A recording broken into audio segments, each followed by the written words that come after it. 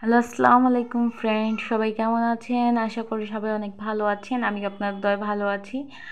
অনেক দিন পর 3-4 দিনই হয়ে গেছে আইডিতে সমস্যা হয়েছিল। অনেক দিন পর আজকে আবার আপনাদের সাথে নতুন ভিডিও নিয়ে চলে আসলাম আমি ঝুমুর।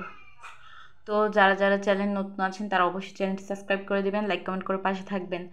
আমার আইডিতে একটু সমস্যা হয়েছিল। আমার আম্মুর ইউটিউব চ্যানেলটা লগ ইন করেছিলাম, তারপরে আমার আইডিটি চলে গিয়েছিল, কিন্তু অনেক কষ্ট করে ফিরিয়ে এনেছি। তো আশা করি সবাই সবসময়ের মতো পাশে থাকবেন আর ভিডিওগুলো দেখবেন, কেমন হয়েছে কমেন্ট করে জানাবেন।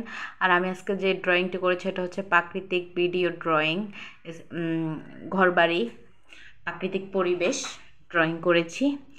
তো আমি প্রথমেই কিন্তু এইখানে যেহেতু যেই কালারই ধরতে হয় একরকমভাবে করতে হয়, তাই আর আলাদাও কিন্তু করা যায়, কিন্তু একরকম কালার করলে বেশি ভালো হয়, তাই আমি একভাবে এক কালার নিয়ে নিয়েছি। আপনারা দেখতে পাচ্ছেন যেই কালারটা ধরেছি ওইটা দিয়ে কিন্তু শেষ করেছি। নীল কালার নিয়েছি, প্রথমেই নীল দিয়ে একদম পুরোটা করে ফেলেছি। তারপরে হলুদ নিয়েছিলাম, বাদামি কালার, তারপর সবুজ, মানে যেইটা ধরতে হয় ওইটা দিয়ে শেষ করতে হবে। এদিকে ওদিকে নিলে কিন্তু ড্রয়িংটা নষ্ট হয়ে যেতে পারে বেশ কম করে কালার করলে। তো এগুলো কিন্তু কালারগুলো খুব ভালো করে করতে হবে মন দিয়ে, নাহলে কিন্তু এলোমেলো হলে কিন্তু ভালো লাগে না। তাই অবশ্যই খেয়াল রাখতে হবে কালারগুলো কি ভালো হচ্ছে নাকি এই দিকে।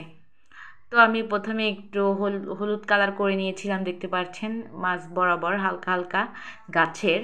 তো এরপরে একটু সবুজ দিয়ে দিয়েছি যাতে পাতাগুলো একদম বোঝা যায় আরও সুন্দর হয়, ছবিগুলো ফুটে ওঠে তাই। তারপর আমি ঘরের টিনগুলো একটু কমলা করে দিয়েছি, লাল কিন্তু না, এটা এটা কমলা কালার। এই কালারটা কিন্তু দিলে একদম টিনগুলো প্রাণবন্ত হয় আর সুন্দর লাগে, তাই আমি কমলা কালারটা দিয়ে দিয়েছি, দেখতে পাচ্ছেন।